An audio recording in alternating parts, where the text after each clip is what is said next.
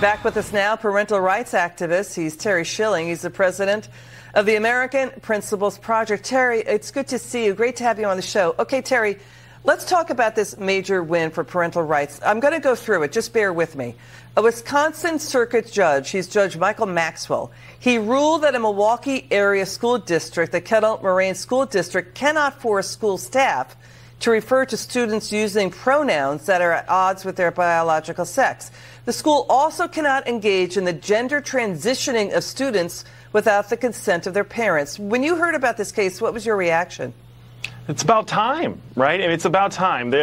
These types of policies are being pushed by radical but empowered progressive activists in our education system all across the country. This is just one school district, and it's happening in Wisconsin, working class, moderated, purple state like Wisconsin, which means it's happening everywhere. This is happening in areas like my hometown, like the Quad Cities. It's happening everywhere. And finally, there's a judge that's ruling in favor of parents. Liz, the thing that's frustrating to me about all of this is that parental rights for the vast majority of this country's history have never been under question, let alone under attack, right? But all of a sudden there's this explosion that led by our education system, by the way, that we have to protect kids from their parents. Right, that's the talking points that they use, not what I'm trying to cast them as. They think that parents are a threat to their children, when in reality, if you're saying that, you are the threat to the children, because no one loves our kids more than the parents do. You know, what you're talking about, this is a key victory in the legal fight for parental rights in schools.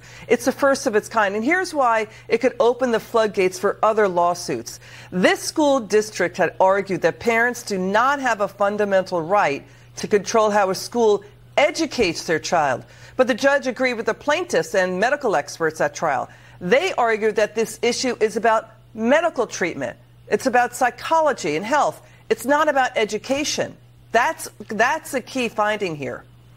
No, that's exactly right. Parents, our legal system has always upheld that parents have the right to direct the upbringing of their children. That includes education, it includes health care, it includes basically everything. And the only thing parents don't have a right to do is to abuse their children, right? And that's the centerpiece of what the left argues on this whole trans kids issue, is that parents who protect their kids from hormone treatments and puberty blockers and cross-sex hormones and all of that, that those are the parents that are harming their kids. It's preposterous, and we all know it, but we go along with it because these people have power. But Terry, here's how far it went, right, in this school district in Wisconsin. It's just outside Milwaukee. The school officials saying no. We're saying no to the parents' express request to refer to their daughter as a girl at school and by her real name.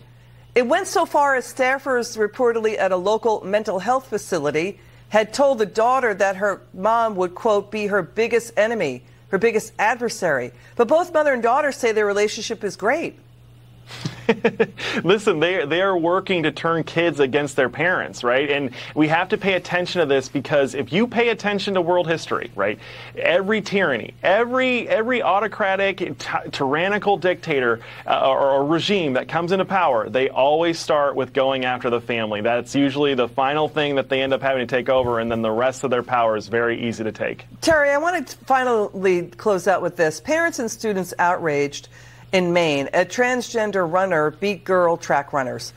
This runner had ranked 172nd in the boys category last year, but now is at 4th place.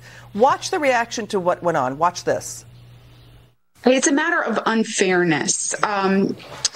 The men are bigger, stronger, and faster than women. Men's hearts are bigger, their lungs are bigger, their muscles, their legs have much more muscle mass than women. And obviously there is an unfair advantage, but they have allowed this. What do you think, Terry? Final word. So obvious, right? It's, men and women are different. Who would have thought? Everyone, except for radical progressives who want to destroy this country and indoctrinate our kids. And we have a long way to go with our education system, because if you have to explain the differences between men and women, we've lost a lot of ground over the past few decades. Got it. Terry Schilling, come back soon. Love to see you. Thanks, Liz.